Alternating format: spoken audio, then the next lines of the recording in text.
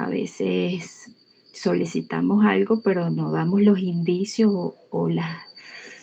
los pasos a seguir para que esa evaluación salga como aspiramos que quede. Entonces creo que ese es un error que cometemos los profesores, la mayoría de los profesores, en todos los niveles y, y bueno, en casi todos los ámbitos también.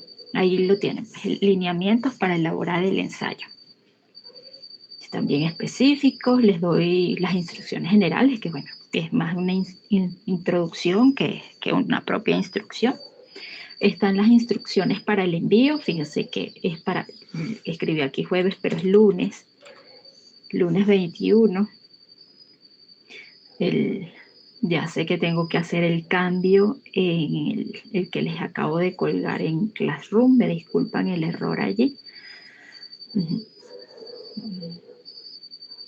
Entonces, la fecha tope para la entrega del ensayo es el día lunes 21 de octubre a las 8 de la mañana, a la misma hora que tenemos la clase.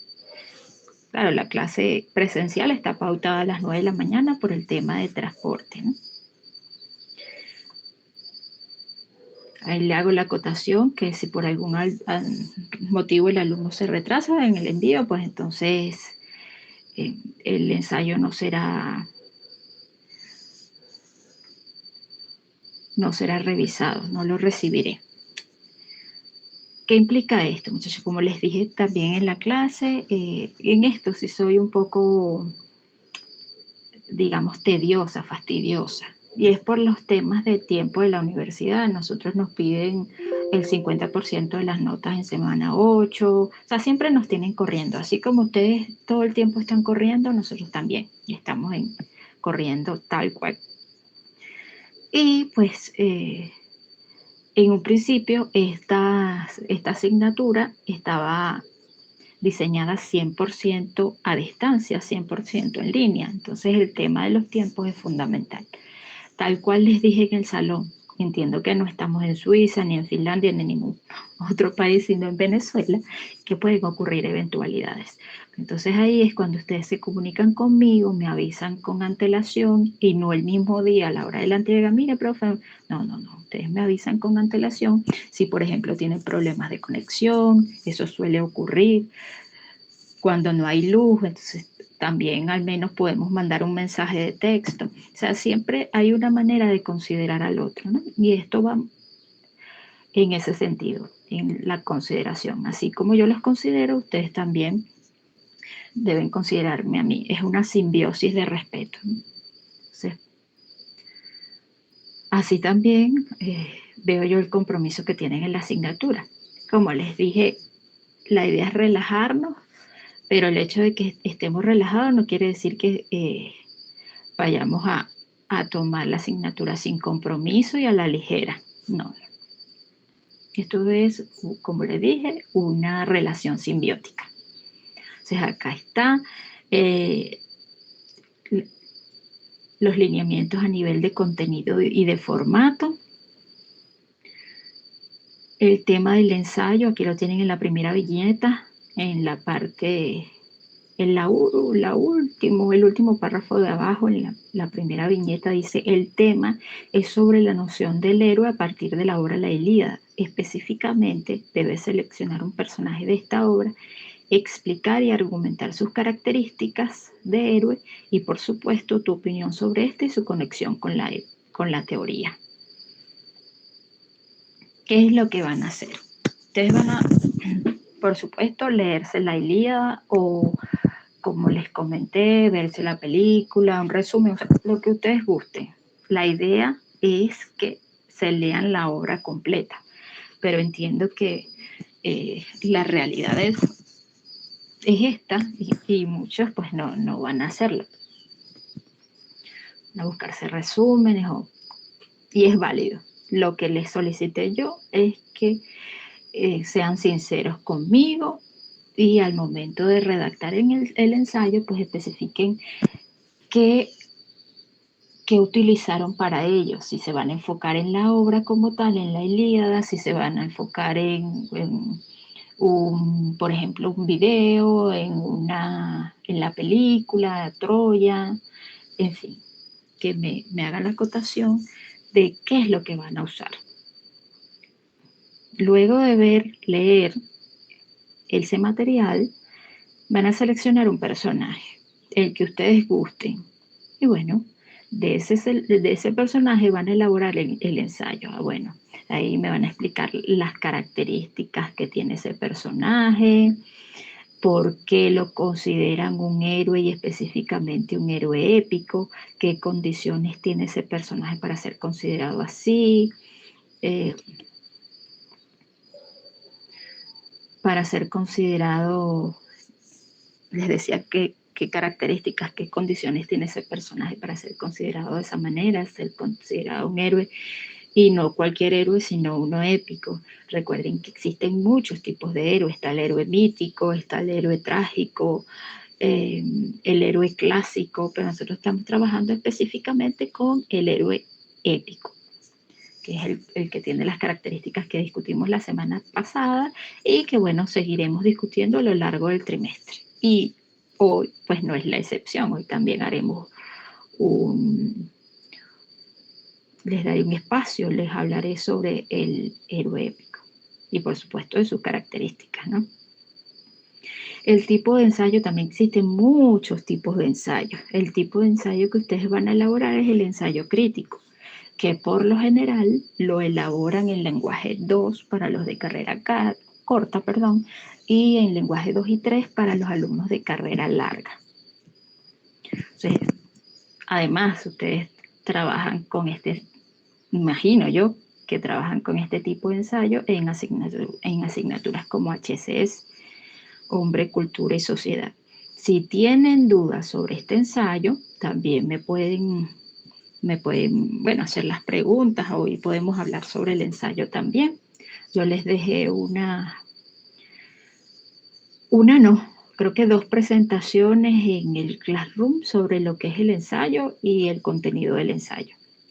Esto que está aquí, muchachos, esto que dice estructura del ensayo, lo pueden encontrar en la segunda página de este instrumento, de estos lineamientos para la elaboración del ensayo. Y es específicamente la 1, 2, 3, 4, 5, la quinta viñeta de esta página, dice estructura del ensayo. Esto es lo que ustedes van a elaborar en esas 2 o 3 cuartillas. Este ensayo debe contener mínimo 2, máximo 3 cuartillas. Si se exceden a 4, bueno, no es que esté mal, pero no es lo que yo les estoy solicitando. Tampoco, muchachos, debe tener portada, ni anexos, ni nada de eso. ¿Qué es lo que pido yo? Que tenga un membrete, algo sencillito, si quieren algo así como lo que les puse yo aquí en el instrumento, que tenga, por supuesto, los datos de ustedes y un título creativo consono con lo que ustedes van a plantear en el ensayo. Bueno, si ustedes van a trabajar con Aquiles, por ejemplo, bueno, supongo yo que el título debe contener el nombre del héroe que ustedes van a trabajar, en este caso será Aquiles. Y, bueno, que tenga relación con la tesis que van a plantear. Fíjense, estructura del ensayo. En la parte inicial debe contener una introducción, una breve introducción, uh, un párrafo introductorio o una oración, introductoria. Y ahí incorporan la tesis de una vez. Planteamiento del tema o del problema. Fíjense que todo esto va unido. Ustedes decidirán si lo hacen en un párrafo, en 2 párrafos. O sea, ya ahí se los dejo a libre criterio. En el desarrollo, pues vienen la exposición, el análisis y el planteamiento de las ideas propias, por supuesto, avaladas con los argumentos. Existen demasiados tipos de argumentos. Aquí les nombro algunos. Están los históricos, los racionales, de hecho, ejemplificación, de autoridad, los que apelan a los sentimientos y podemos continuar. Hay muchísimos, muchísimos, muchísimos. Pero yo les estoy solicitando, me imagino que ustedes ya trabajaron con esto, pues son estrategias argumentativas y trabajaron con esto en el lenguaje 1 y 2. Si no, pues bueno, no creo que les implique mayor problema porque, como les dije, hay asignaturas como HCS en las que ustedes tienen que argumentar porque sí. Y si no, si tienen inconvenientes con esto, pues me avisan y yo les hago la aclaratoria también. O sea, para eso estoy. Fíjense que dentro de esta gama de argumentos que les escribí aquí, les coloco que unos son opcionales y otros son obligatorios. Como obligatorios les dejo los de ejemplificación porque esto va a permitir que ustedes ese ensayo que elaboren más, tenga más sustento y quede más circular, más redondito, quede mejor articulado, mejor armado. Los de ejemplificación pues lo pueden sacar de la misma obra. Si ustedes van a plantear, por ejemplo, que el héroe tiene una fuerza bestial, una fuerza descomunal, pues bueno, ahí escriben algún ejemplo específico que esté en la obra. O dos ejemplos que estén en la obra y ya salieron de eso. Son mínimo 2 obligatorios. Si ustedes quieren incorporar más, perfecto, pero mínimo 2. Argumentos de autoridad, bueno, mínimo 2 también. Los argumentos de autoridad todos los conocemos, son aquellos que implican eh, el prestigio del autor que vamos a utilizar. Si quieren lo llaman citas textuales también o citas parafraseadas o las citas del texto. Ahí pueden buscar alguna fuente extra de la obra. Incluso si quisieran también pueden utilizarme a mí como una figura de autoridad. Y los argumentos que apelan a los sentimientos, bueno, esos son aquellos que tienen que ver con las emociones, que juegan con nuestras emociones y que son los que apelan a los sentimientos de quien escribe y quien lee. Bueno, por ejemplo, si ustedes quieren argumentar que la parte de la muerte de Héctor, por ejemplo, eh, es una demostración de un episodio trágico, de es un acontecimiento que causa conmiseración, terror también, por cómo queda el cuerpo. Eso es un argumento que apela a los sentimientos. Los políticos son artistas en este tipo de argumentos. Ellos son especialistas en estos que apelan a los sentimientos, porque saben llegar a nuestras emociones. Fíjense que una cuña publicitaria básica o una propaganda básica en una contienda política es que, por ejemplo, en una imagen, vamos a enfocarnos en una imagen, es cuando un político llega y besa a un abuelito o a una abuelita.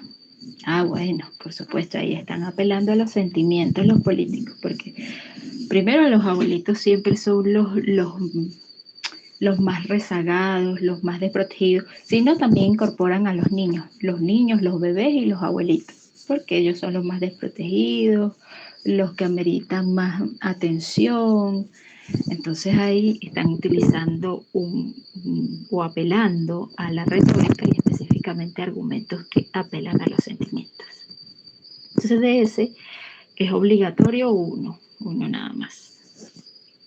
Posteriormente continúan con la discusión de la tesis, que también es llamada tesina. Eso es opcional, o sea, ustedes escogen si lo incorporan o no.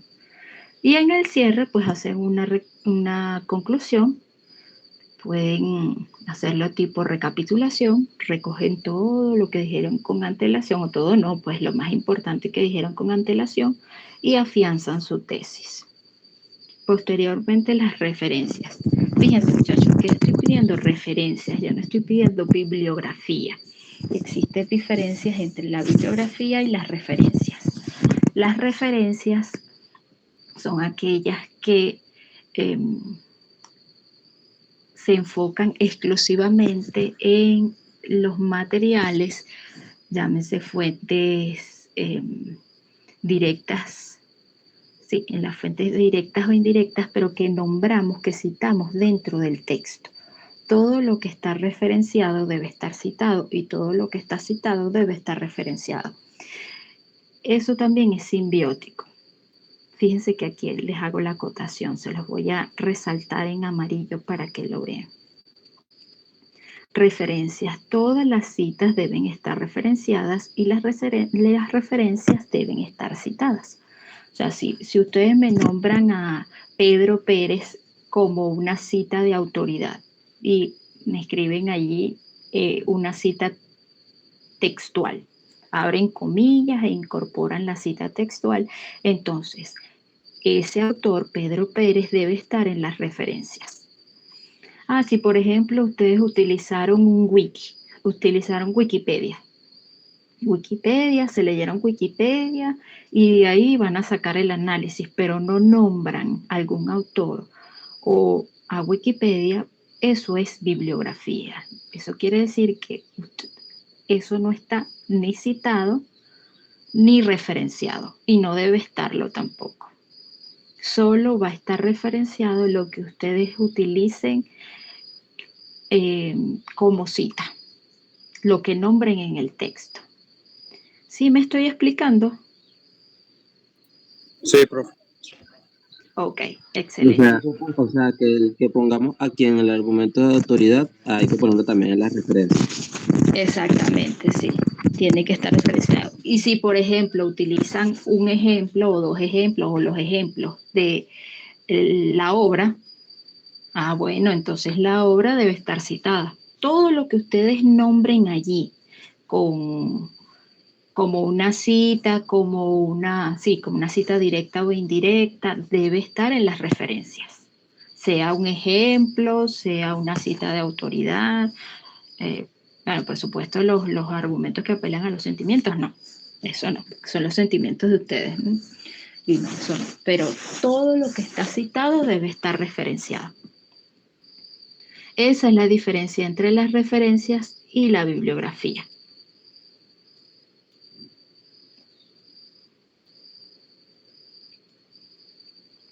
Y las referencias, pues, las van a elaborar según las normas ALPA en su 7ª edición. ¿Las tienen?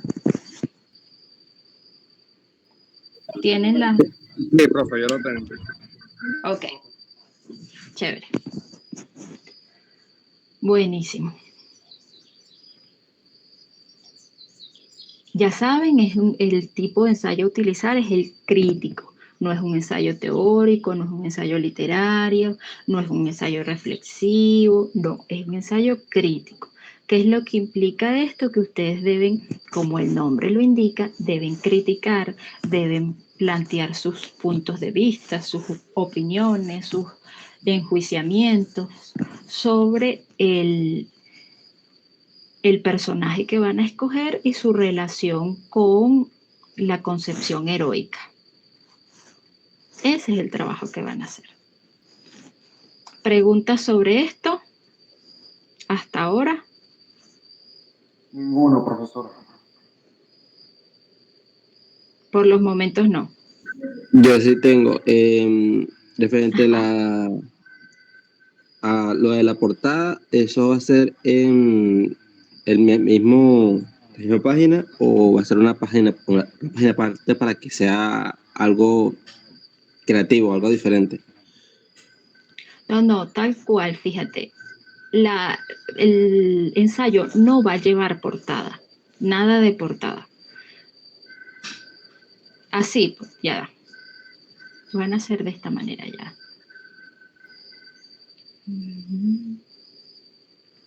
Vamos a ponerle los mismos lineamientos. Así como están los lineamientos aquí. O sea, ustedes escriben su membrete, si quieren copian y pegan este mismo que estoy utilizando yo. Usan el membrete, escriben el membrete así centrado. Luego, ¿qué es lo que estoy pidiendo? Ya va. Doble espacio, sangría.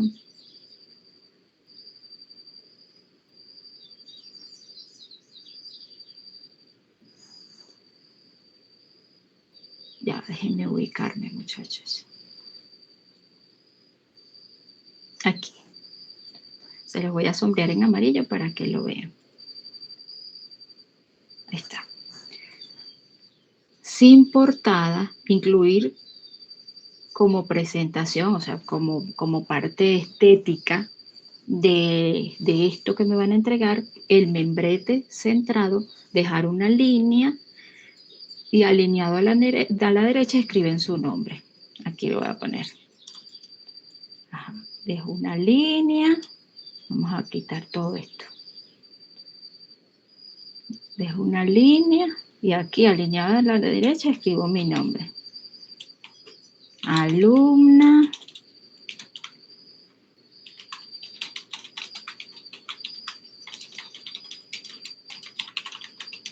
Ahí está.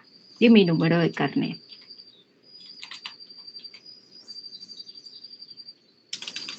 Mi número de carnet. Y con el guión, porque ahí está mi número. Y aquí el centradito, el título del ensayo. Y ya para acá, bueno, empiezo yo a escribir. Entonces, lo que haríamos de diferente sería el título. Exacto. Y por supuesto los datos de ustedes. Ok. ¿Qué estoy pidiendo yo diferente a las normas APA?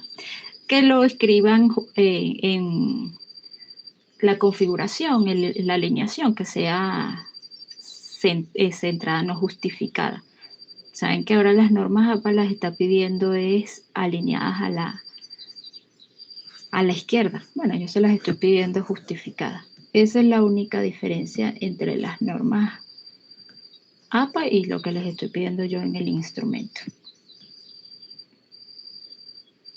¿Alguna otra duda que tengan que me quieran plantear sobre el ensayo?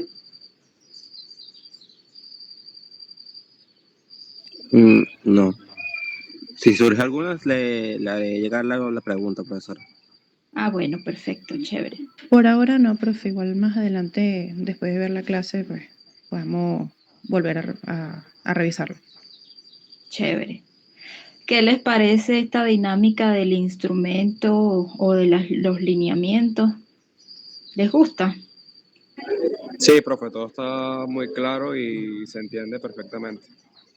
Vale. Sí, me parece interesante que podamos, por lo menos este ensayo crítico donde se pueda dar nuestro punto de vista de una forma más como lo toma todo el mundo ahora, que todo el mundo se cree crítico y quiere argumentar una parte de lo que le gustó o no de la historia.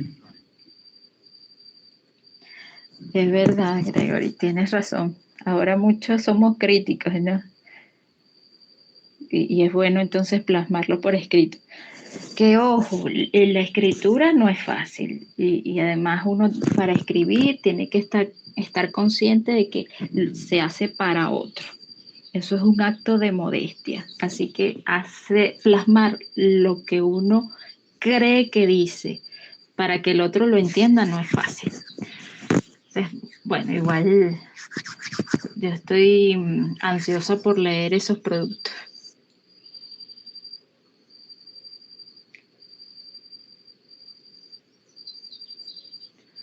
Bueno, entonces vamos a entrar en materia.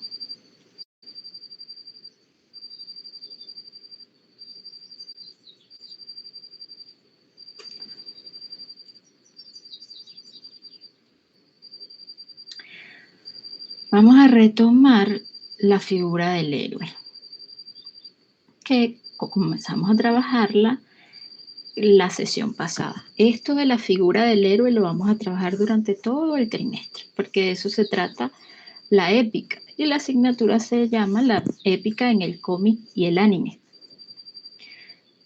Y por supuesto, la iniciamos con la épica de la antigua Grecia, que como les decía la sesión pasada, ese es el ABC de la concepción heroica, de la figura heroica, de la civilización en sí. Les decía la sesión pasada que la épica se refiere a lo heroico, es utilizado como un sinónimo, o es utilizada esa palabra como un sinónimo de lo heroico. La epopeya es la obra, es el compendio de obras heroicas, epopéyicas, las obras epopéyicas, el compendio de las obras heroicas específicamente configuradas o formadas en verso, que cuenta o que narra las hazañas, las proezas, no cualquier hazaña, sino cualquier proeza, ni cualquier proeza, sino las magníficas, las más importantes, las más representativas, que son parte de una comunidad, de un colectivo, de una nación. En el caso de las obras de Homero, las epopeyas de Homero, que son la Ilíada y la Odisea, estas en su momento eran consideradas por el pueblo griego, por los ciudadanos griegos, como ciertas. O sea, para ellos esto no era ficción, no era obras literarias, no era nada de esto, sino que era real. Esto era cierto. Y eso servía para que ellos mismos pues tomaran ciertos elementos que le permitían mantener organizada su cultura y su nación como tal. A través de ellos, a través de estas obras epopélicas o de estas epopeyas o de estas obras épicas, se enseñaba a comportarse, se enseñaba a loar, se enseñaba a adorar, a venerar a los dioses, a comportarse de manera congruente, de manera moral, de simpatizar con ciertos dioses o con ciertos héroes. Entonces esto servía para pedagogizar a los escuchas, a las personas que escuchaban estas obras, que por supuesto estaban en la oralidad, como les comenté, no como ahora que podemos encontrar la escritura. En aquel entonces el papel era muy costoso. Ya la escritura, por supuesto, existía y demás, pero el papel era sumamente costoso, además que la lectura no era para todos, todos no sabían leer, así que se encontraban aedos como Homero que declamaban, que cantaban este tipo de obras. ¿Cuáles son las características del héroe épico? Que además el héroe épico no es cualquiera, sino es el representante del pueblo.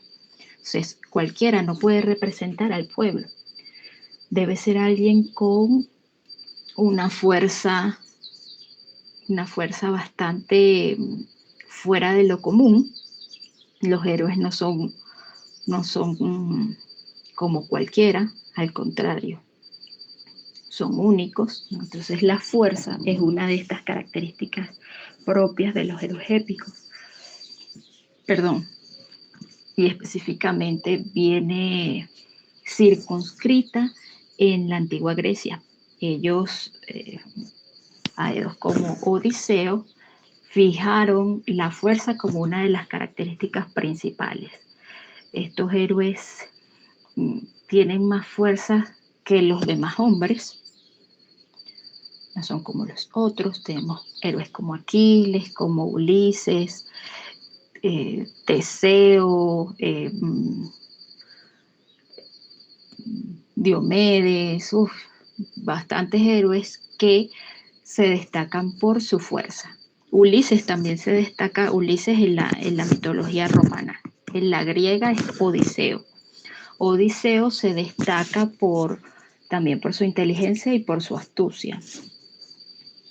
Ellos son capaces de realizar hazañas, actividades, tareas que otros hombres no son capaces de hacer. Por ejemplo, acabar con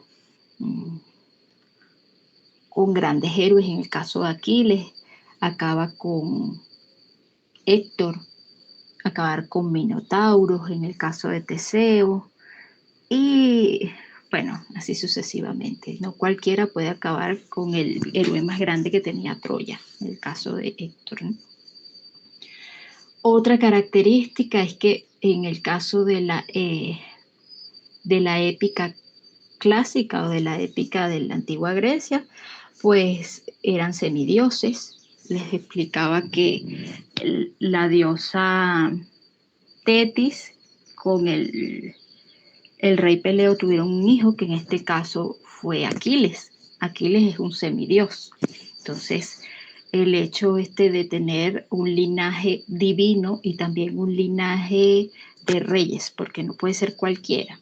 Tiene que ser un semidios, o sea, hijo de un dios o una diosa, con un mortal, pero no cualquier mortal, sino con un mortal de un linaje de una sangre azul, de la realeza. ¿Mm? Otra característica es el atractivo. Los héroes épicos siempre son atractivos, son bellos. Si no son bellos, pues al menos tienen algo que llama la atención, que los hace estéticos. Por ejemplo, Odiseo es alto y ancho de pecho. Aquiles es alto y se caracteriza por su larga melena rubia, por su pelo rubio.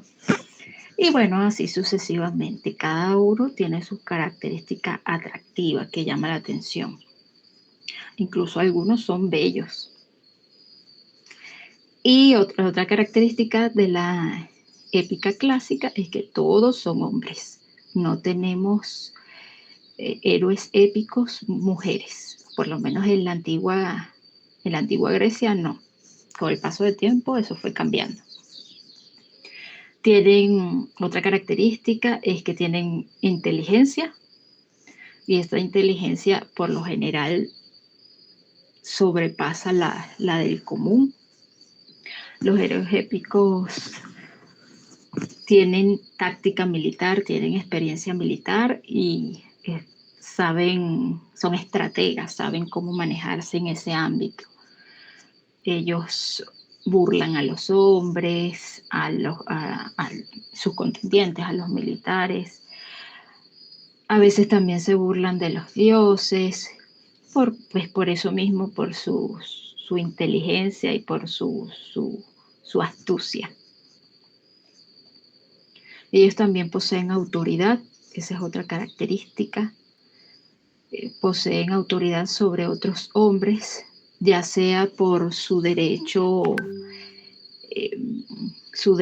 familiar, por su sangre, o sea, por ser príncipes, hijos de reyes, o por sus modales, o por su posición militar. Por esa razón también tienen autoridad.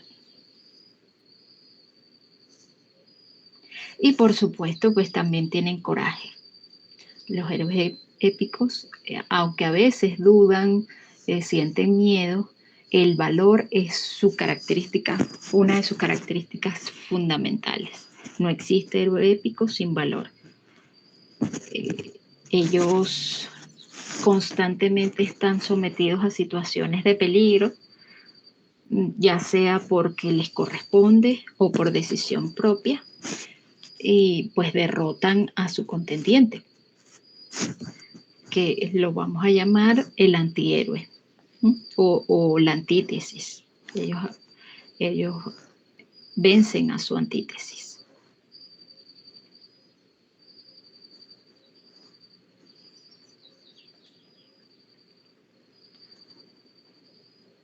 Que en la presentación les explico la etimología de la palabra. Héroe proviene del latín eros, y es utilizado en la literatura para definir a los protagonistas de mitos, epopeyas y tragedias.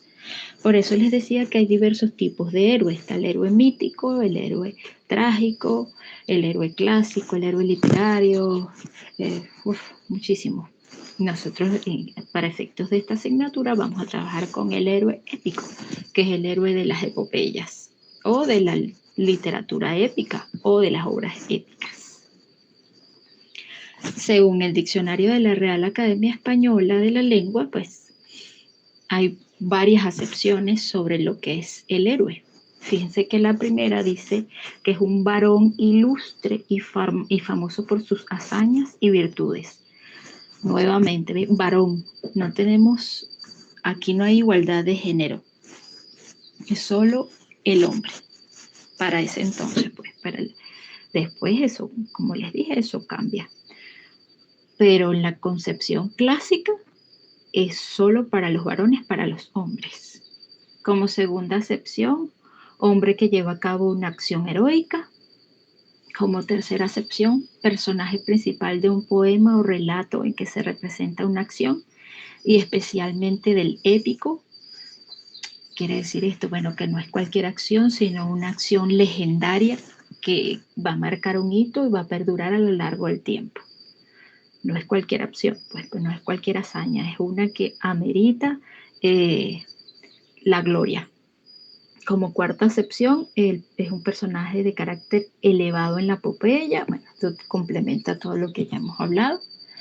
Y como quinta acepción, en la mitología antigua, el nacido de un dios o una diosa y de una persona humana, por lo cual le reputaban más que hombre y menos que Dios, como Hércules, Aquiles, Eneas, entre otros tantos.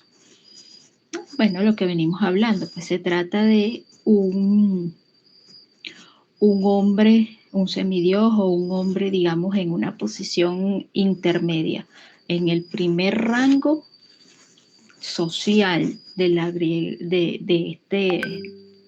Grecia clásica que encontramos en las obras heroicas o en las obras épicas. En el primer rango están los dioses, ellos son los principales, los dioses. Luego en segundo nivel, luego en el nivel intermedio están los héroes épicos, los semidioses, que no son más de los dioses, pero tampoco son menos que los humanos.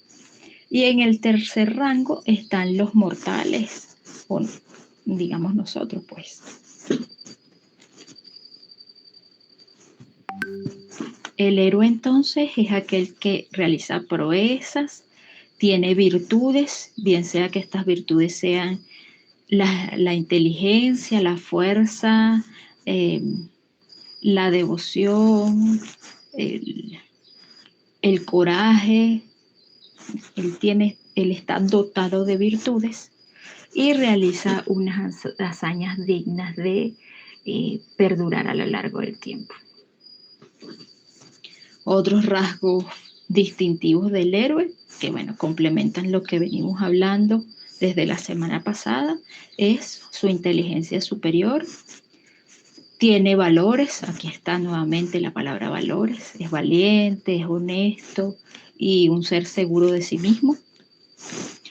Posee una morfología fuera de lo ordinario, o sea, a nivel de él, de su fisiología, de su cuerpo, pues, como les decía, en el caso de Odiseo es un hombre bastante alto y fornido. En el caso de Aquiles es un hombre alto, fuerte, rubio. Eso tiene que ver con sus rasgos morfológicos. Y como último rasgo distintivo, les coloqué aquí, tiene una contrafigura. En el caso de la Ilíada, la contrafigura, o quien llamaríamos el antihéroe, viene siendo Héctor. Ojo, eso sí lo vemos desde, o sea, bien, nos limitamos a esto de a esta concepción del héroe clásico, pero también Héctor puede ser visto como un héroe épico también. O sea, las hazañas que realiza Héctor no son cualquiera, son muchísimas, tanto así que él es considerado el máximo héroe troyano. Entonces él también puede ser considerado un héroe épico. Otra característica que no está aquí en la presentación y que no me recuerdo si les nombré la semana pasada, pero se las voy a decir esta, es que para algunos autores el héroe épico siempre sale airoso, siempre triunfa, o por lo menos en la hazaña que está realizando. Entonces, ahí puede haber digamos, un dilema entre si Héctor es o no es un héroe épico. Claro, a él le dan muerte, Aquiles lo asesina, pero entonces si vemos su recorrido hasta que Aquiles lo asesina, podemos decir que sí es un héroe épico. Y con eso pueden jugar ustedes en su ensayo. Hay una compañera que está levantando la manito. Ariana, dime, mi amor.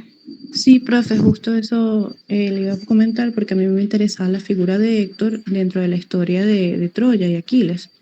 Y no sé si podría hablar sobre Héctor en mi ensayo. Claro que sí, mi vida. Además, a mí me encanta Héctor. De hecho, me gusta más Héctor que Aquiles. Sí, Ojo. sí, a mí también, No a mí también. Exacto. Vale, gracias, profe. De nada, mi amor. Por supuesto, no es que lo vas a escribir porque a mí me guste, no, obviamente no, sino que sería interesante. Sí, por eso, porque cuando yo veía la peli, yo sentía que Héctor tenía razón y no entendía muy bien cuando era chiquita que ganara Aquiles. Ok, chévere, buenísimo. Vale. Lo que tienes que hacer es argumentarlo bien, pues, y eso te va a quedar bien chévere.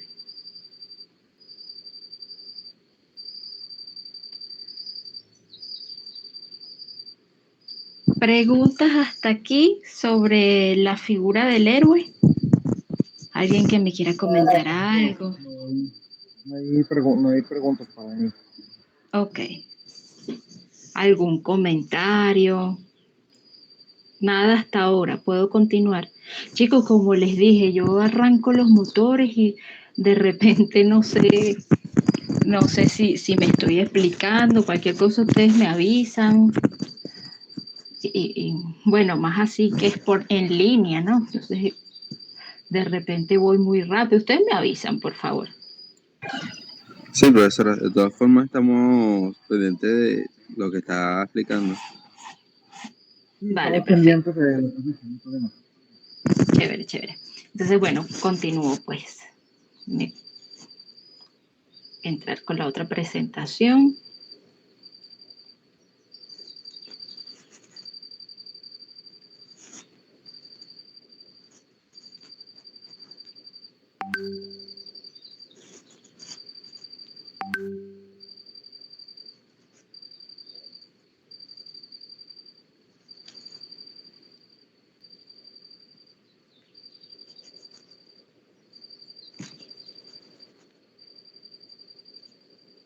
Ya voy, la estoy abriendo.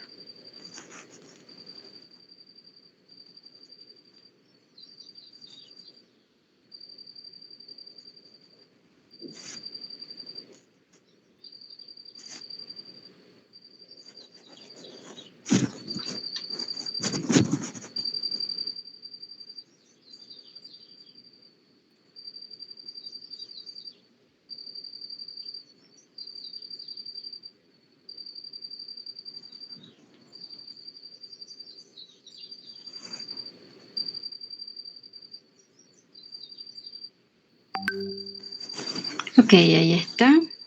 Esta presentación también se las colgué en Classroom o Classroom. Se titula Análisis del arquetipo del héroe y el antihéroe a partir de la épica y el psicoanálisis. Tenemos a Juri porque sí que meternos con el psicoanálisis, porque si estamos trabajando con un héroe o con una figura que representa un colectivo y que no es cualquiera, sino que tiene está dotado de virtudes, es noble de nacimiento, tiene capacidades sobrehumanas, eh, pertenece a la leyenda cultural y es un guerrero, pues entonces no estamos hablando de cualquiera, ¿verdad? Estamos hablando de una figura que representa y que es un modelo a seguir. Entonces, si es un modelo, a juro y porque sí, es un arquetipo.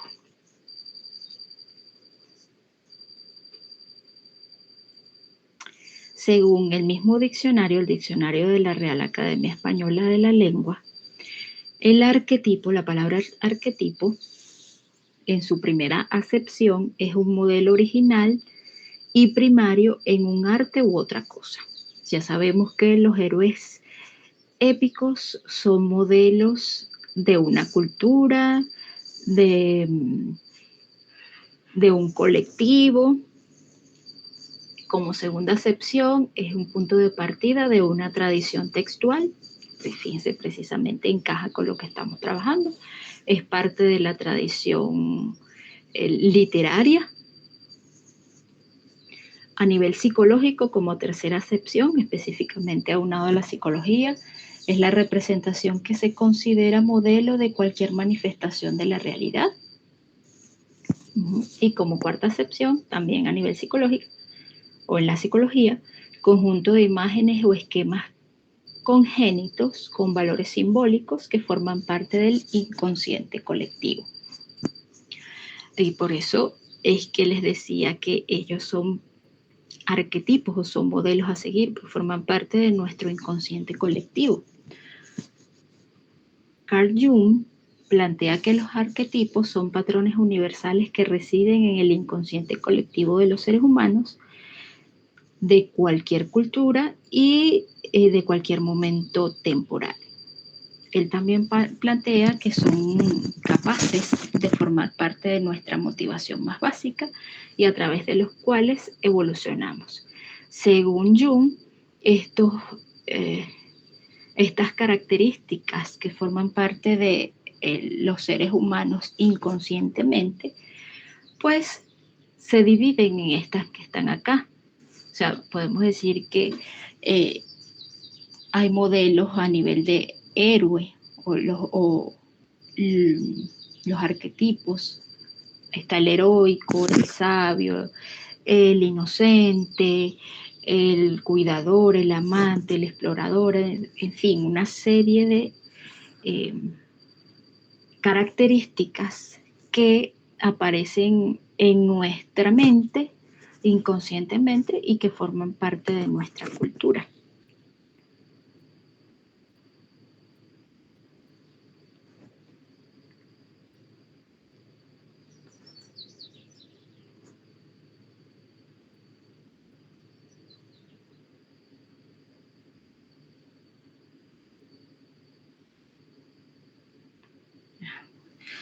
Volví. El arquetipo podemos definirlo como las acciones del protagonista que tiene motivación, sentido y objetivo. O sea, en la épica, el héroe tiene una motivación, tiene una razón para realizar, una o varias razones para realizar las acciones. Tiene propósito. Los objetivos están tanto en su mente como en la del lector, o sea, son planteados literalmente. Y esto se debe a nuestro imaginario colectivo, que se nota a través de una serie de elementos que provienen de un universo mitológico. Aquí, por ejemplo, Jung plantea que la hazaña principal del héroe es el triunfo, es ganar. Y de hecho, es así. Les decía que el héroe épico siempre sale airoso, siempre gana. Triunfo puede ser sobre lo que les comentaba, sobre diversos monstruos. Aquí les hago la acotación que es un monstruo de las tinieblas, pero también puede ser sobre grandes guerreros, como el caso de Aquiles, que le gana a Héctor, ¿no? Es una victoria que es esperada tanto por quien lo narra como por quien escucha. Y no solo es la victoria en la historia, sino también, o sea, la victoria física, sino también la victoria espiritual, la victoria psicológica, porque el héroe cambia al pasar por una serie de situaciones, por una serie de acciones, por una serie de inconvenientes, pues cambia, madura, reflexiona, tiene que tomar decisiones, tiene que superar sus miedos, tiene que superar sus monstruos internos para entonces superar esos monstruos externos. Ahí precisamente es cuando aparece un señor que se llama Joseph Campbell, que plantea que él encontró en su investigación, la cual tituló El héroe de las mil caras, él encontró que los mitos de las diferentes culturas tenían una raíz en común, en conjunto.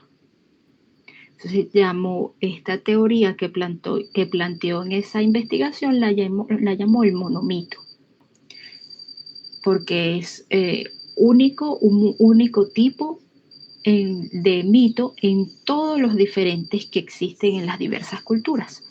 Entonces, él encuentra en sí un patrón común en todos los mitos, y ese patrón común viene dado por el arquetipo del héroe, y por los viajes que cada uno de esos héroes emprende, todo lo que se encuentra en esa travesía, en ese viaje.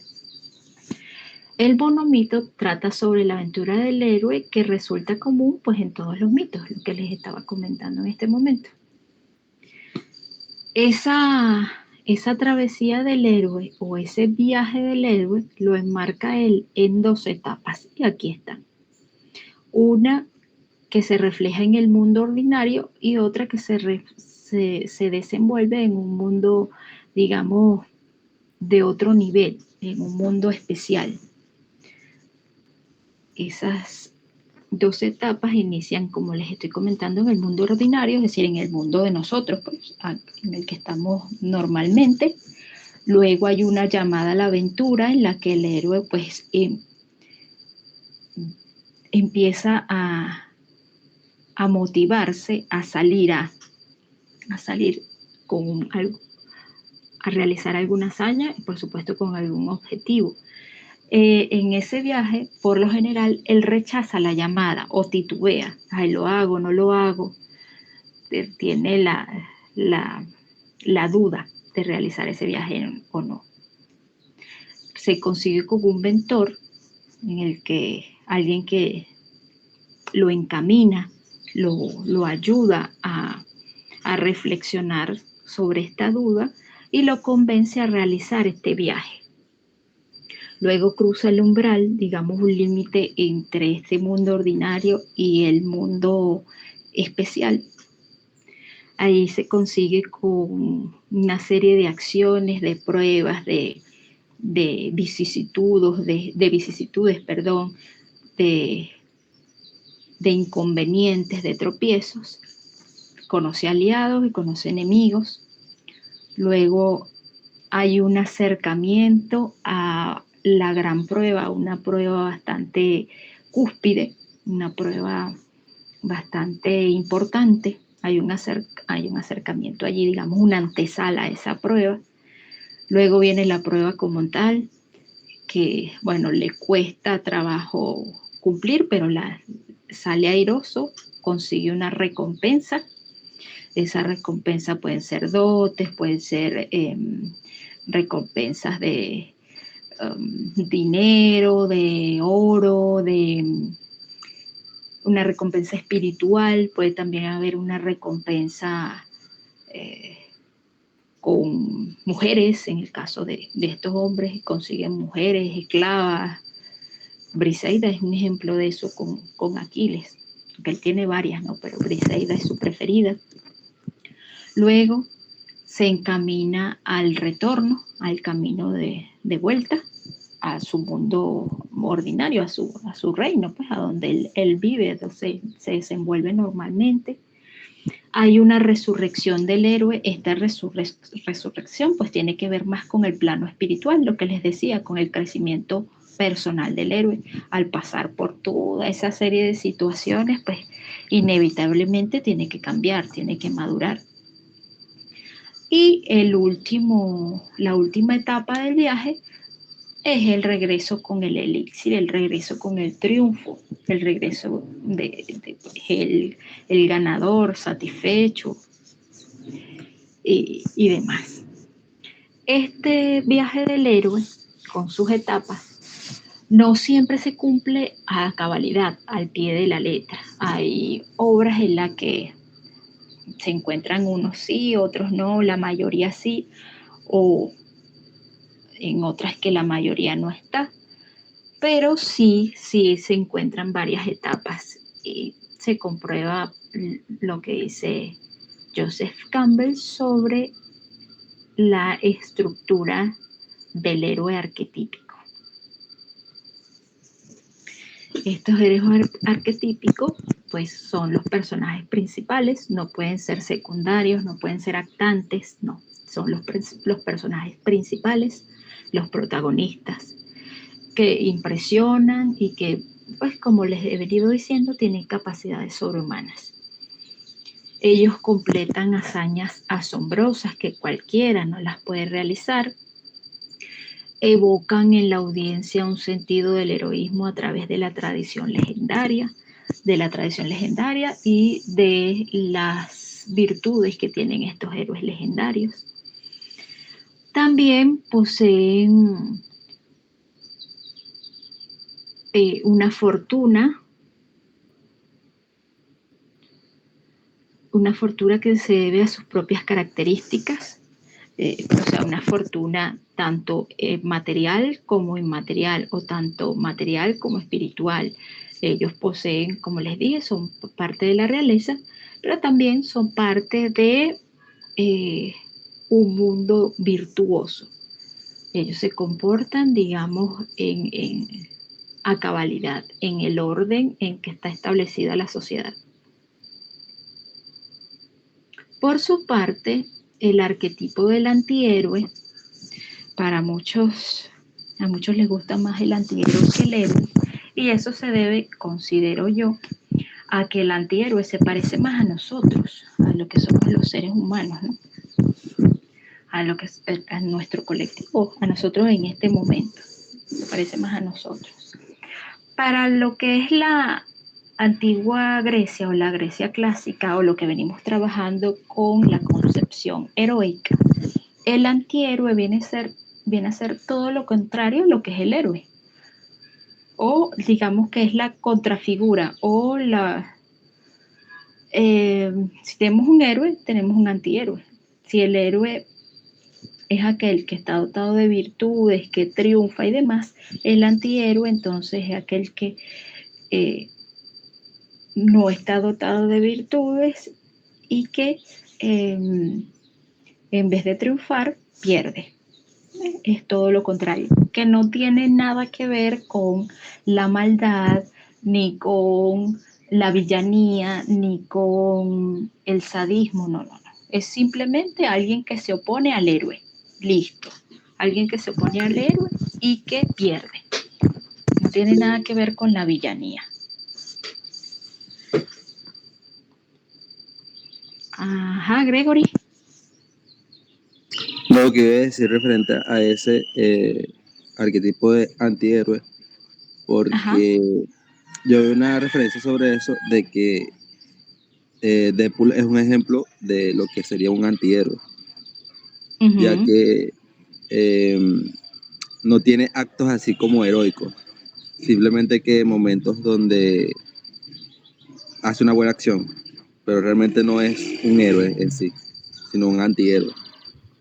Eh, Sí, bueno, es, no, que ajá. compañero Marta, ya que la mayoría de las cosas que hace, lo hace por dinero, como un mercenario.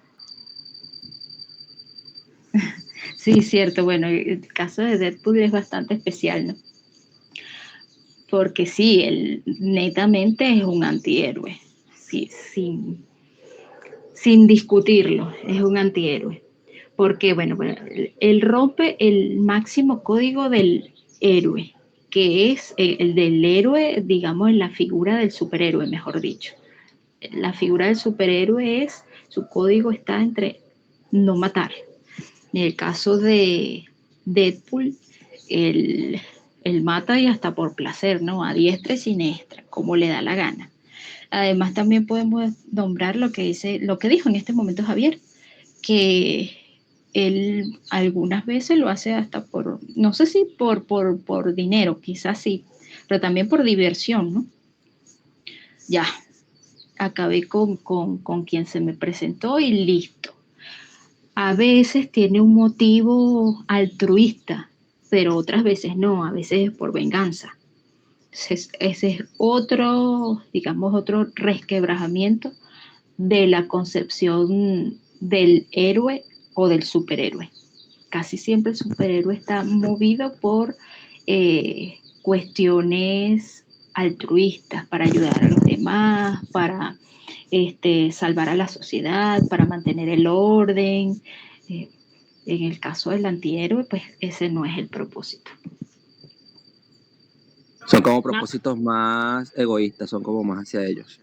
Sí, exactamente. Y fíjense, muchachos, que estos propósitos egoístas o este propósito egoísta también lo tiene un poco el héroe épico, porque el héroe épico también lo hace para ganar gloria. O sea, su motivo es ganar gloria y la gloria se gana individual. Entonces también tiene ciertas características de esto, ¿no? Pero ojo, eso lo estamos trabajando nosotros desde ahorita, desde la posmodernidad, desde nuestra época. Si nos enfocamos en la épica clásica o en la antigua Grecia, bueno, esto no era, digamos, egoísta, sino más bien era parte del patrón del héroe. O sea, el héroe tenía que buscar la gloria individual, tenía que hacerlo, y no era considerado egoísmo. ¿Sí me estoy explicando? Lo Sí, explico bien, profesor. profesora. Sí, ok, chévere. Entonces, retomando, muchachos, tenemos el antihéroe, vamos a nombrarlo así, el antihéroe clásico o el antihéroe de la épica, es aquel que eh, es opuesto, es un rival al héroe épico. Más no es que tenga maldad en sí, sino que es el contrario al héroe épico. Y este héroe, este antihéroe épico no va a ganar, va a perder ante el héroe épico. Esas son sus características fundamentales. No la maldad, no el egoísmo, no, no la villanía como tal. Eso surge después. Entonces, el arquetipo del héroe, no sé si vamos a hablar sobre esto de una vez. El arquetipo del antihéroe, perdón. En primer lugar, como les decía, inicia con considerar al antihéroe como la contraparte o el oponente de el héroe épico. Dejando atrás la concepción clásica, vamos a hablar sobre el antihéroe como tal. Y el antihéroe surge en un mundo ordinario, en un mundo lleno de conflictos y con un temperamento volátil. Él no tiene autarquía, no puede dominar en sí ciertas pasiones. no tiene dominio de sus pasiones, o por lo general no lo tiene. El antihéroe es opuesto al héroe, ¿no? Él tiene sentimiento de hastío o digamos que reniega de ese mundo ordinario, no se siente parte de ese mundo ordinario y quiere escapar. Aprovechar de corregir aquí. Quiere escapar, por lo general, quiere escapar de ese mundo, de su realidad, de ese mundo ordinario. Aquí les dejé una imagen como ejemplo, que es el DB de Venganza. Yo no he tenido la fortuna de leer el cómic, lo estoy buscando. Si ustedes lo tienen, lo llegan a descargar, por favor me lo mandan. No he tenido la fortuna de leerlo, sino de ver la película nada más. Pero bueno, me fascinó, me encantó. Y este también es digamos, el típico antihéroe. El antihéroe, muchachos, aparece con, no sé si ustedes trabajaron alguna vez, leyeron alguna vez la novela del Quijote de la Mancha. Bueno, la figura del antihéroe aparece con el Don Quijote de la Mancha. Esa es una obra que escribió Miguel de Cervantes Saavedra con el propósito de burlarse de las novelas de caballería. Las novelas de caballería son estas en las que hay un caballero que realiza hazañas para ganarse el favor de una doncella, se enfrenta a monstruos, se enfrenta a dragones, a infinidades de seres, digamos, superiores, y pues arriesga su vida, y sale airoso. Él gana, sale triunfante de estas grandes batallas. Un ejemplo, podemos nombrar al rey Arturo. El rey Arturo, pues, es una muestra de estas novelas de caballería o de estas obras en las que existe una ética caballeresca. Miguel de Cervantes lo que se propone es burlarse de este tipo de obras y crea un personaje que, en vez de estar dotado de virtudes, de fuerzas y demás, es un loco. El ingenioso hidalgo, Don Quijote de la Mancha, está loco. Es un viejo, flaco, raquítico, enclenque, que se enfrenta a unos molinos de viento creyendo que son unos monstruos y ve a su dama, a su señora, como la mujer más hermosa del mundo, a su Dulcinea del Toboso como la mujer más hermosa del mundo y por la cual tiene que luchar para poder ganarse su amor, por lo menos su saludo. Y resulta que, bueno, que esa supuesta Dulcinea del Toboso es una mujer tosca, ruda, trabajadora, que se llama Aldonza Lorenzo.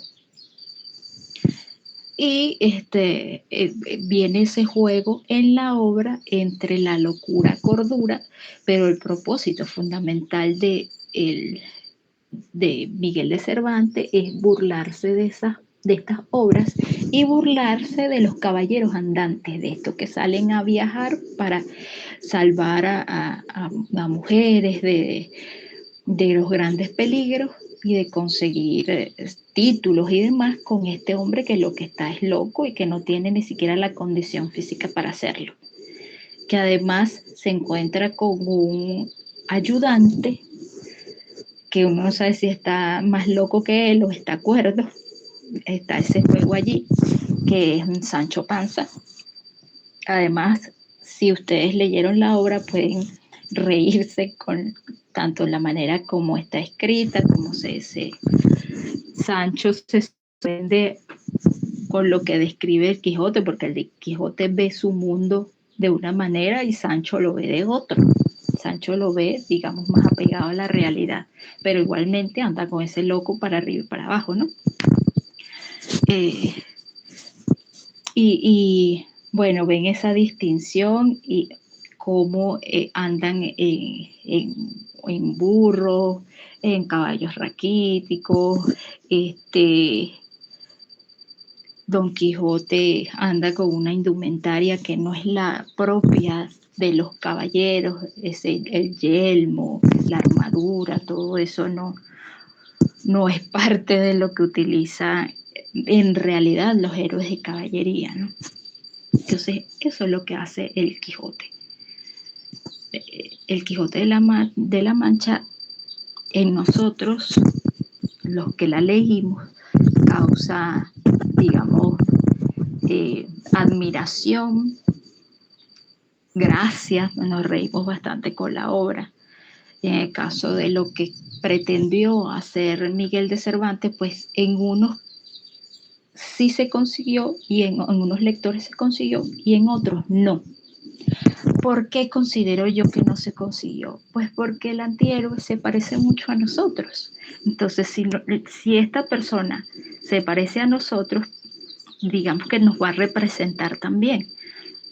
Para la época en la que la saca Miguel de Cervantes, saca la obra, pues no existía lo que existe en la época actual para entretenernos. Ahora tenemos, bueno, infinidad de maneras de entretenernos. En la televisión, el internet, los canales de streaming, tenemos las redes sociales, en fin, tenemos muchos recursos. Para la época eso no existía. Entonces la gente se entretenía leyendo. Eso digamos que era el boom, la lectura. Él saca la primera parte del Quijote, resulta que es tremendo éxito y empieza a escribir la segunda parte del Quijote y la gente pues la aclama. Quiere leerla porque este personaje les fascinó. Incluso para algunos es considerado el héroe más grande de la historia. Pero nosotros, desde la perspectiva de los lectores versados, sabemos que Don Quijote es un antihéroe. ¿Por qué? Porque, como les digo, en primer lugar, es un loco. Y un loco no puede ser un representante de nosotros, ¿no? No puede ser un representante del colectivo, de la comunidad, de la humanidad en general. Él está literalmente loco. ¿Mm? Él no está dotado de virtudes, él no puede tener la capacidad, no tiene la capacidad de resolver los inconvenientes. Sí, tiene un motivo altruista, claro que sí, tiene un motivo altruista, pero él no tiene la capacidad de superarse. Fíjense que esto que está acá, que reniega de su mundo ordinario, es lo que precisamente hace el Quijote. Él no se siente parte de ese mundo, o por lo menos Alonso Quijano no se siente parte de ese mundo y se crea un personaje, se crea a Don Quijote de la Mancha, al ingenioso hidalgo Don Quijote de la Mancha. Y escapa de ese mundo ordinario, de esa realidad, para crearse ese mundo ficticio en el que están dragones, doncellas y demás. Entonces, el antihéroe es un personaje bastante complejo que contiene conflictos internos, lucha en contra de su propia naturaleza o de su existencia, de su verdad, desde su verdadero yo. El mentor del antihéroe es desechado por de forma abrupta, a veces hasta lo asesina, a veces no, a veces solo lo desecha, a veces muere trágicamente, a veces simplemente desaparece. También hay una condición de introspección y del temperamento. Él es un personaje que suele ser melancólico, es flemático, se ajusta a la imagen, como les decía, que se parece más a nosotros, más antiheroica, más, más visceral, más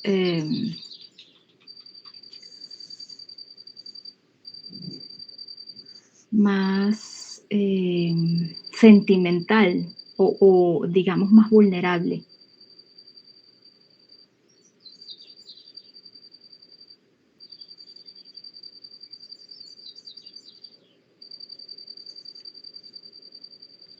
Se me quedó colgada la computadora. Acá.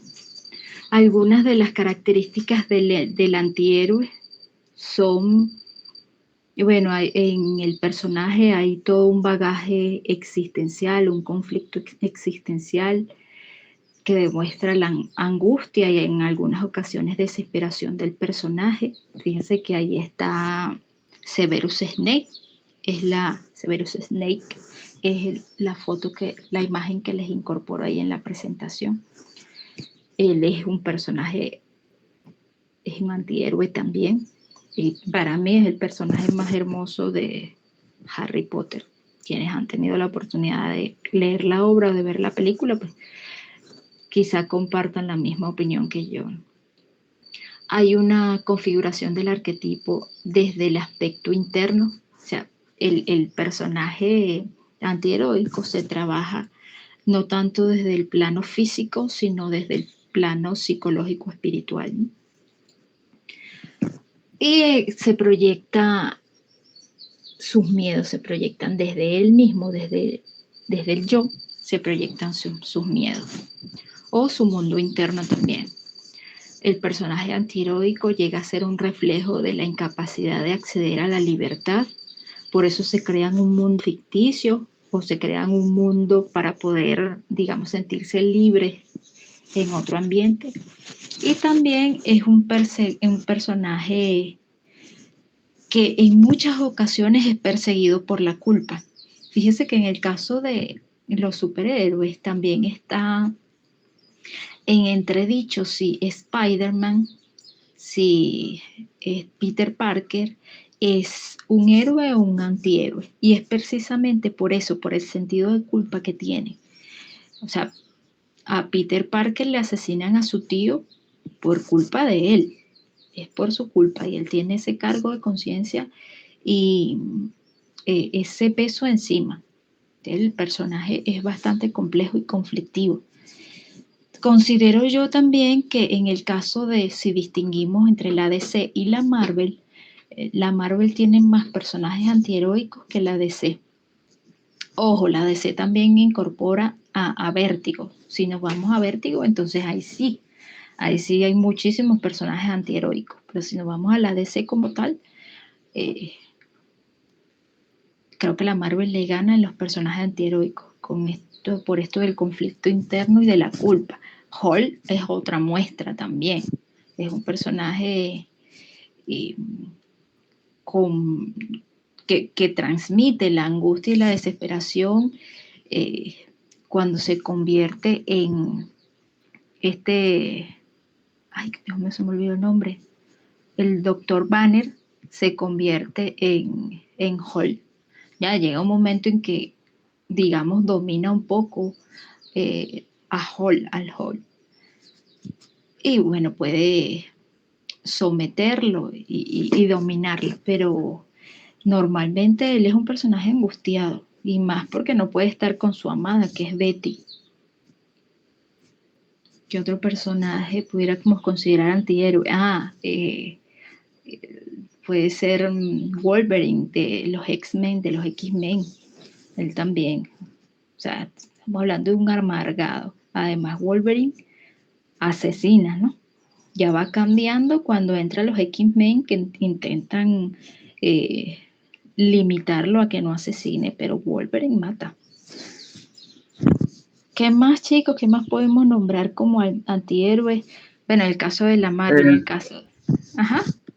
Bueno, de Marvel yo sería más o menos Blade, el cazavampiros. Blade, cierto. Muy bien, Javier, exactamente. Ese es otro personaje antiheroico. Y es de la Marvel, ¿no? Totalmente sí, pero no solamente mata a personas, sino también criaturas sobrenaturales. Uh-huh. Gracias, corazón. Otro personaje que puede ser considerado antiheroico dependiente perdón, dependiendo de la perspectiva en que lo vean, es Batman de la DC. Yo pensé lo mismo, pero como Batman en sí no mata a las personas, no quise mencionarlo. Simplemente que él se sentía culo por la muerte de sus padres. Sí, es cierto, pero exacto, tiene ese sentido de culpa, además él vive constantemente en un conflicto interno y tiene que ser, porque sí, un trastornado. Ah, tal vez no es un sociópata como el Joker, pero es un trastornado, o sea, él vivió la experiencia del asesinato de sus padres, o sea, algo lo marcó eso. Y dependiendo de la obra que uno lea de Batman, está la perspectiva antiheroica. Por ejemplo, en Batman Año 1, no sé si la leyeron o la vieron, ahí está. Claro, también eso depende de el escritor que la orquestó, que la armó, que la realizó, que la escribió. Y por supuesto también en el caso de las novelas gráficas o de los cómics, de el pintor, el caricaturista, sí, el pintor, podemos llamarlo, sí, el pintor que hizo que hace los gráficos, las viñetas, que configura la obra como tal, pero que algunas son tratadas desde la posmodernidad, otras no. Si nos vamos a las series o a las películas, es muy diferente ver estas películas de los años 90 en las que el Batman era Michael Keaton y el Joker Jack Nicholson, a el Batman de Christopher Nolan, de la trilogía de Christopher Nolan, El Caballero de la Noche, El Retorno del Caballero de la Noche, en la que Christian Bale es el protagonista, es Batman, y Heath Ledger es el Joker. O sea, si nos vamos a esos dos, si comparamos esas dos obras, son totalmente distintas. Digamos que la de Michael Keaton, el Batman de Michael Keaton es más para un público, digamos, infantil, si se quiere, o más inocente, vamos a llamarlo así. Ojo, esta es mi percepción, este es mi punto de vista. Más desde una noción, les decía, inocente. De hecho, ese Joker, a pesar de que, bueno, tiene las características del Joker, el sociópata y demás, es un asesino y esto, tiene más colores, es más llamativo, es más, tiene la música, si nos vamos a la imagen, a la fotografía y al personaje como está armado como tal, ese Joker es más, digamos, como más alegre. Por eso es que yo lo asocio más hacia un público infantil o inocente, a diferencia del Joker de Heath Ledger, que es más oscuro. No quiere decir que no sea más sádico, ambos son sádicos, ¿no? Esa es una característica del Joker. Eh, pero este Joker de esta película de El Caballero de la Noche es más, digamos, un Joker más maduro, más oscuro, más adecuado a esta sociedad. Si alguno quiera comentar algo sobre esto del antihéroe, es súper interesante el tema del antihéroe, porque el hecho de que sea antihéroe, puede ser antihéroe sin ser villano, puede ser, en el caso de, por ejemplo, buscar un antihéroe, el mismo Batman es considerado un antihéroe, no es un villano. O sea, su propósito no es matar, no es asesinar, o por lo menos no romper con ese código de los superhéroes, pero sí puede ser considerado como un antihéroe. En el caso de Peter Parker tampoco mata, o por lo menos no lo hace de manera intencional. No lo hace de manera intencional, entonces estos son personajes antiheroicos. En cambio, los villanos ya trascienden eso, ¿no? Y el Joker puede ser considerado más que un antihéroe, un villano. Ujú. Dime. Tengo entendido que por lo menos habían casos donde eso es lo que estaba mencionando de Peter Parker, de que las muertes no son intencionales. Había leído algo de que para un héroe, o sea, no llegar a ser antihéroe, siempre la muerte de algún personaje o algo tiene que ser por, o sea, por de un villano. Tiene que ser por la culpa del mismo villano, no por la culpa del héroe. O sea, siempre lo tiene que poner como que él no mató. Y eso se ve Ok, en películas y algunas series, pues, que siempre van a tratar de que el villano sea el mismo causante de su muerte. ok, de su propia muerte o de la muerte de ese personaje relevante. O sea, el villano sería el mismo causante de su propia muerte. En el sentido de que, no sé, hizo algo que, exacto, causó su muerte. O sea, nunca va a ser como la culpa del héroe. Porque el héroe es como que debería ser el bueno y el que no debería de matar. Ok, gracias, mi amor. Sí, ciertamente es así. De hecho, en el caso del Joker, su propósito es ese, ¿no? Que Batman acceda al mundo de él y que lo mate, ¿no? Que caiga tan bajo que lo asesine. Y de hecho hay una obra en la que ocurre eso, ¿no? Bueno, queda en entredicho si Batman lo mató o si él mismo, eh, si él mismo se mata. Sí, sí, exacto. La característica fundamental del villano es la maldad. Los villanos son malos. Son malos o por naturaleza o porque se hacen malos, pero son malos. Justamente eso, son malos. ¿Y qué es la diferencia del antihéroe? El antihéroe en sí, por esencia, no es malo. Puede que tenga nivel de maldad, pero en sí no es malo. En el caso del villano, sí. Nace malo o se hace malo. Pero su característica fundamental, su condición, porque sí, es la maldad. Fíjense, no sé si ya vieron la película del Joker 2, la que es con Joaquín Phoenix, no sé si la van a ver, si no la van a ver, pero eso ha causado un revuelo tremendo. Hay muchos detractores de la obra, hay haters, o sea, la odian muchos la obra, el Joker 2, otros la aman.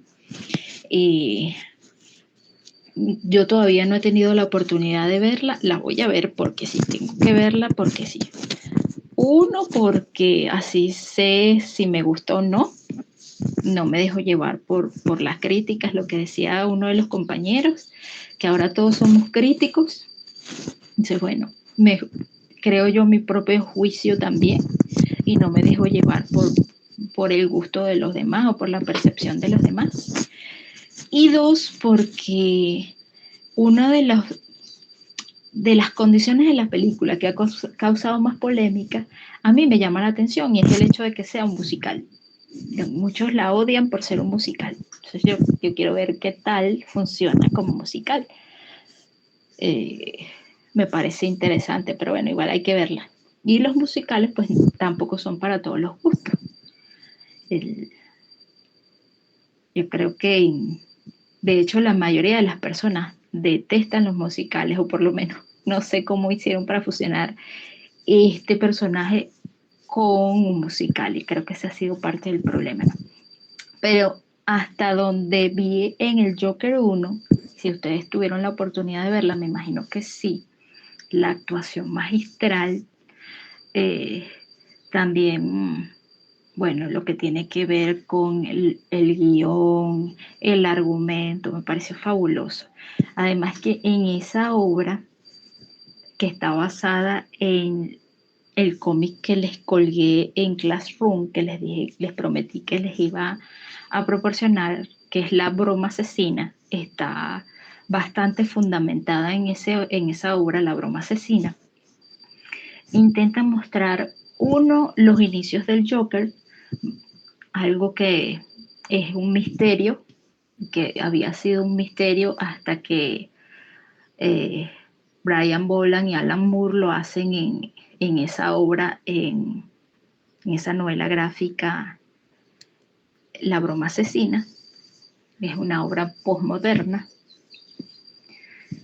Ya por ser posmoderna, pues nos enfocamos en que es una desmitificación del personaje o que haya allí rasgos, por supuesto, de la posmodernidad.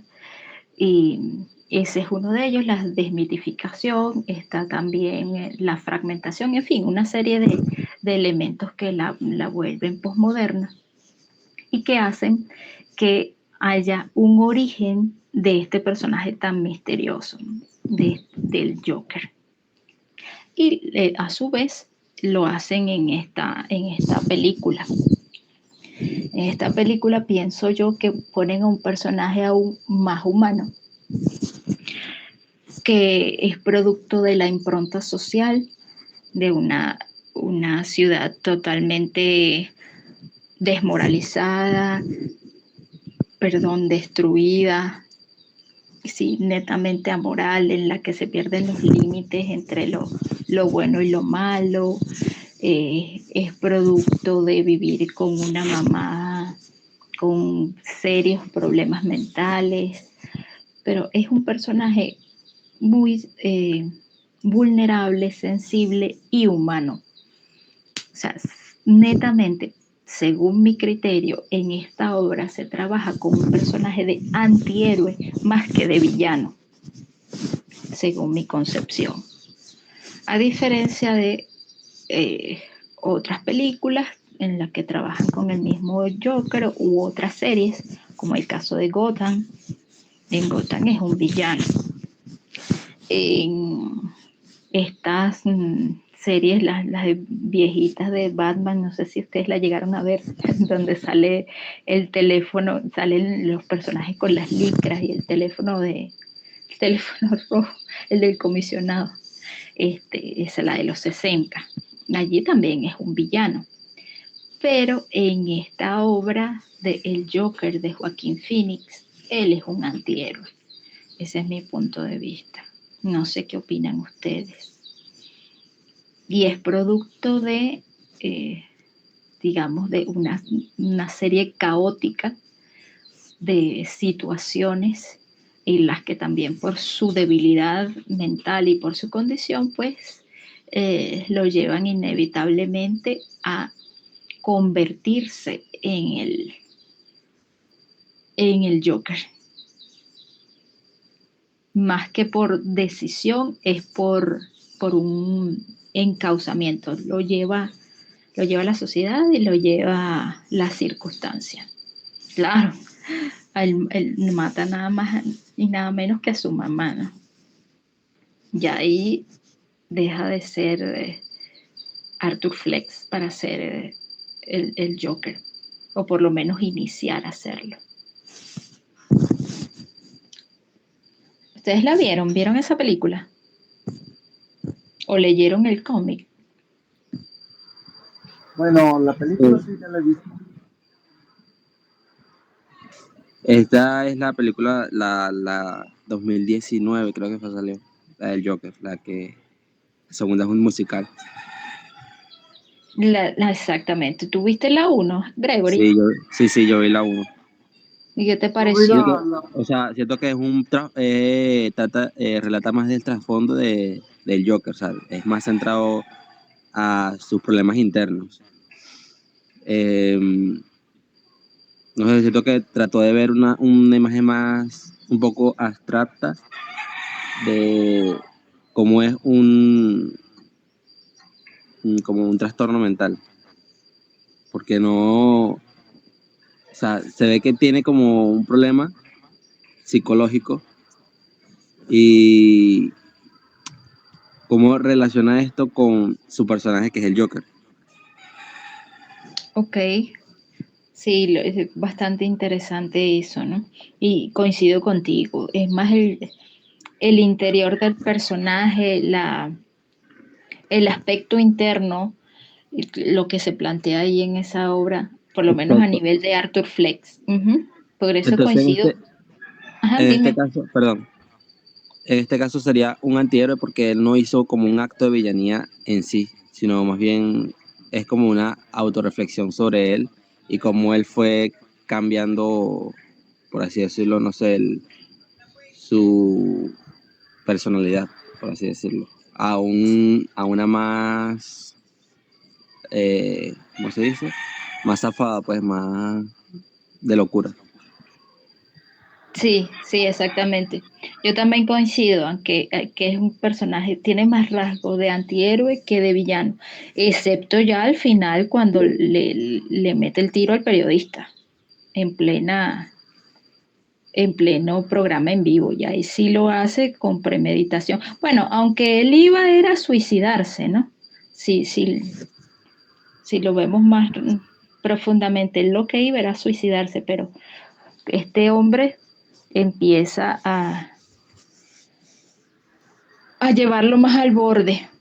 Obvio, yo creo que cualquiera de nosotros ha llegado al borde y eso no quiere decir que va a agarrar cualquiera de nosotros, las 6 personas que estamos aquí presentes, no vamos a matar a alguien por eso, ¿no? Pero es un problema, un hombre con problemas mentales también. En fin, es un personaje bastante conflictivo, pero considero que tiene más, esa obra tiene más rasgos, o ese personaje en la obra tiene más rasgos de antihéroe que de villano. O si acaso es el transcurso de ese antihéroe, el paso del antihéroe al villano. Habrá que ver las Pero dos. también siento que exacto que es el proceso de el cambio de antihéroe a un villano. Es el comienzo. O sea, eso fue lo que él trató de relatar en la primera película.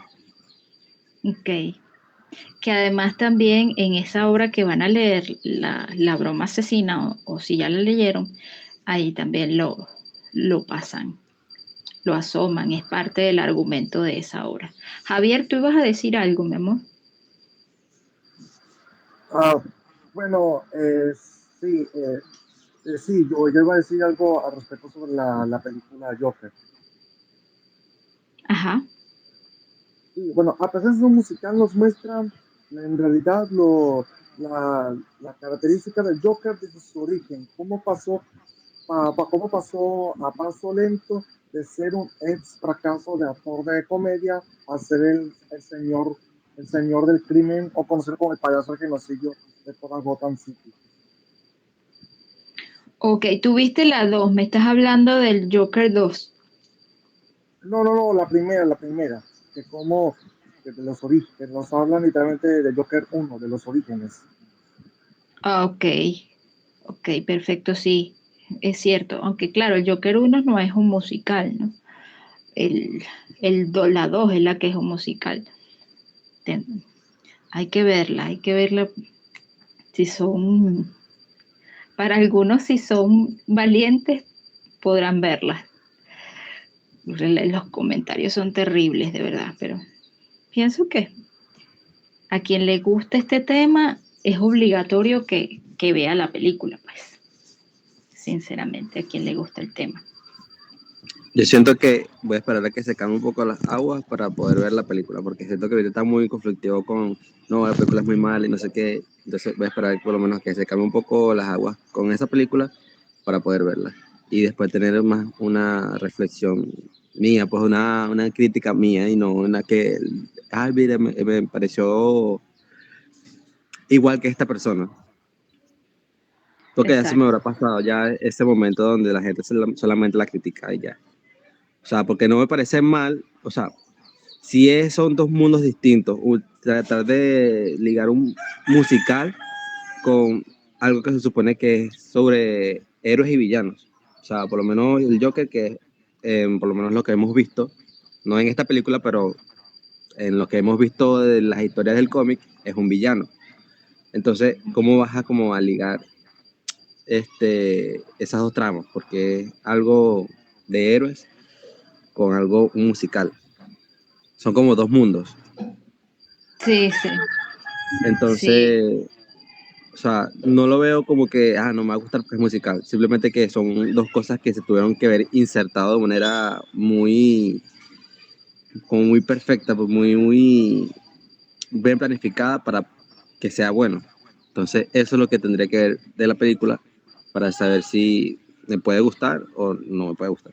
porque no veo problemas con que sea musical, pero como es relacionado a un tema de héroes, entonces es como, no sé, oíste, no sé, creo que es un poquito difícil que me vaya a gustar si es musical junto con otra cosa. Es Sí, como yo te que entiendo. es como que tratar de ligar, no sé, musical con terror. No sé, siento que son dos cosas que son un poco alejadas. Sí, te entiendo. Uno lo como que lo asocia más a la comedia y a la tragedia, los musicales, y no a este tipo de obras. Porque sí, a ciencia cierta es verdad. Alguien podría decirme, no, pero es que el Joker es un personaje trágico. Bueno, sí, pudiera ser un personaje trágico, pero en sí, él como tal, lo que conocemos del Joker no es trágico, es un villano, lo que estás planteando tú. Ujú. Entonces, Exacto. está bien, me parece bien que lo dejes reposar. Además que suele pasar, ¿no? Es muy común que las segundas partes de algunas obras no llenen las expectativas de la primera. Eso suele ser común.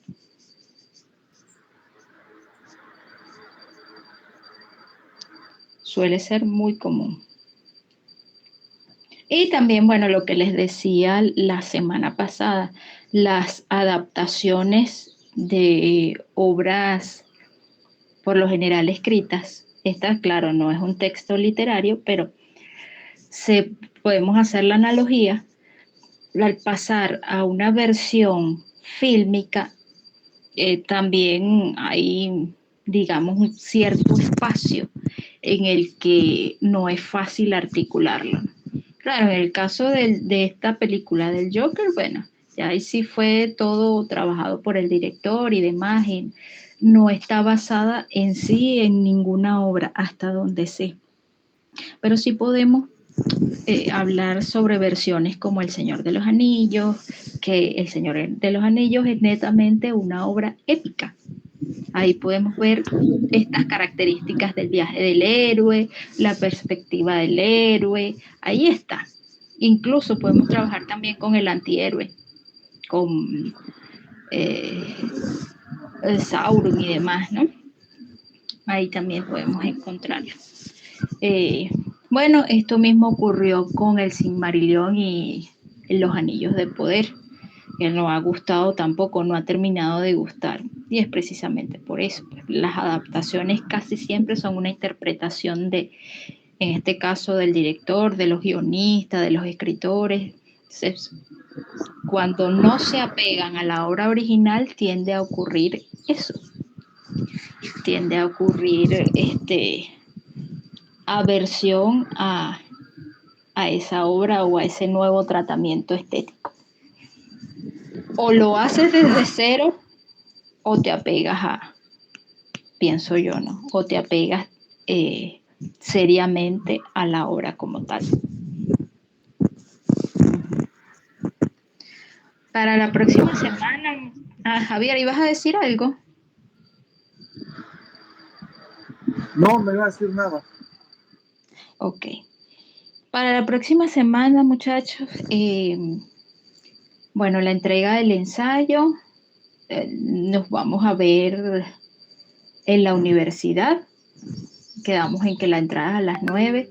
Ya tengo aula, el aula es la 201A. Esa va a ser nuestra aula fija. Por supuesto, mientras podamos ir a la universidad. A algunos alumnos entiendo que les choca el horario.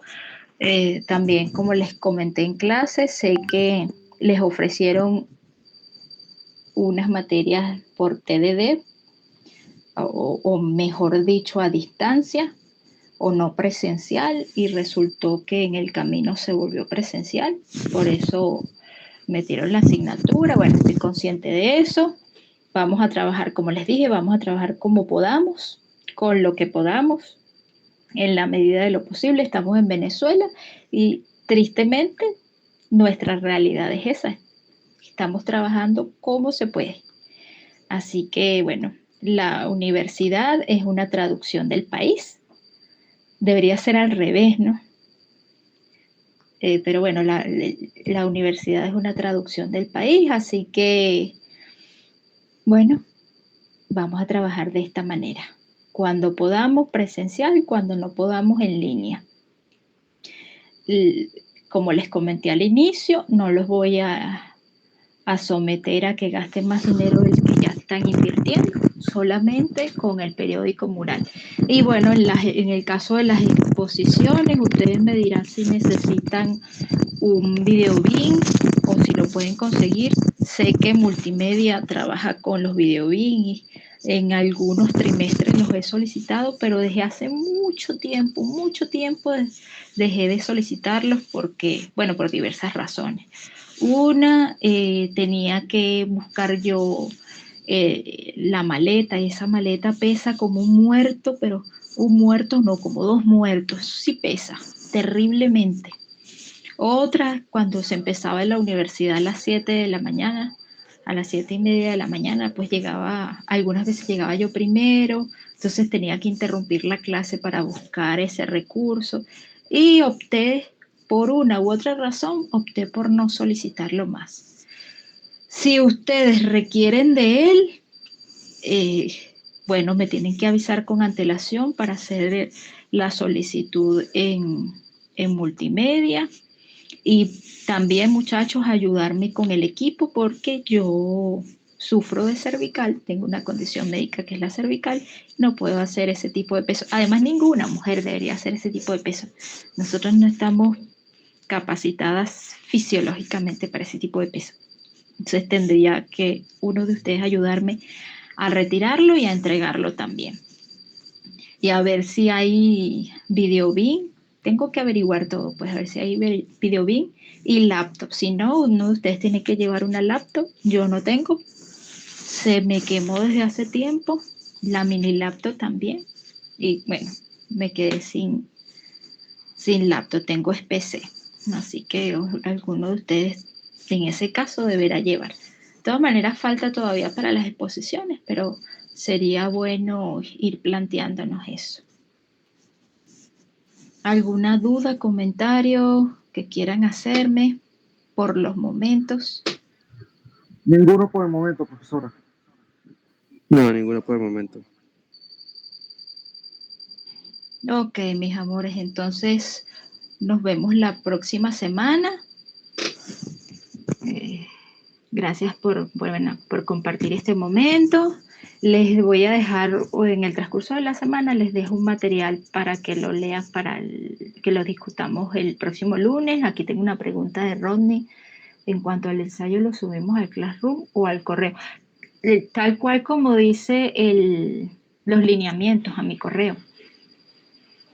Y ojo, cuidado, el nombre del archivo es el que les dejé como ejemplo allí, que decía apellido, en mi caso es Pérez, inicial de mi nombre B y la palabra EPI.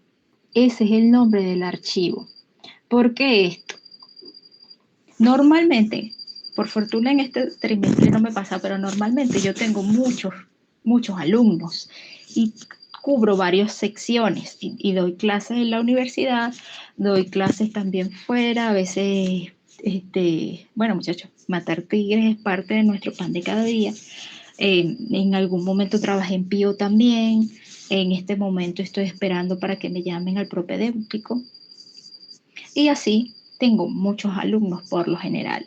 El nombre de este archivo me va a facilitar el trabajo a mí y me va a permitir ubicarlos primero en la universidad, segundo en esta asignatura. O sea, eso es para eso, para organizarme y para facilitarme el trabajo. O sea que el nombre de ese archivo es una consideración también conmigo. Entonces se los agradezco muchísimo que lo nombren así, el archivo que me van a enviar, más no el documento que creen en Word. El documento en Word debe llevar el nombre de ustedes y el número de carnet.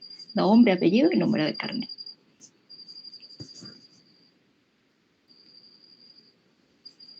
O sea, más bien sería como el nombre del mensaje que le vamos a enviar por correo.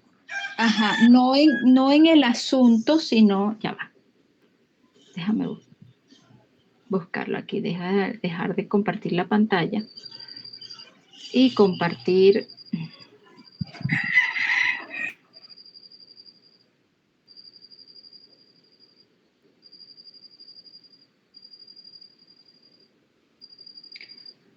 Acá.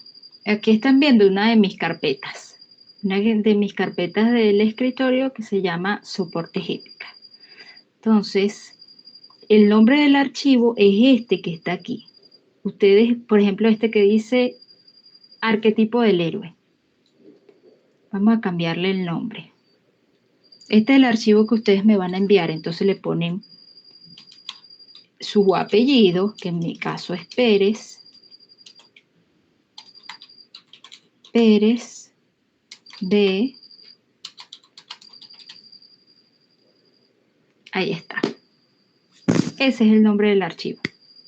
Entonces allí cuando yo lo descargue y lo ubico en una carpeta que se va a llamar ensayo ética y lo incorporo ahí de una vez. Ya yo sé que ustedes son, es la persona que me envíe el archivo con este nombre es uno de mis alumnos de la asignatura épica.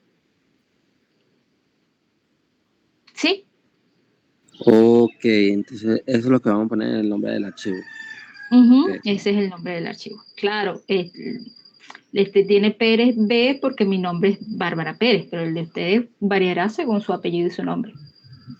Ok, profesora. Ok, profesora, está claro. Vale, perfecto. Chévere, muchachos. Entonces seguimos en contacto y nos vemos la próxima semana. Que les vaya bien. Buen provecho si no han desayunado. De nada.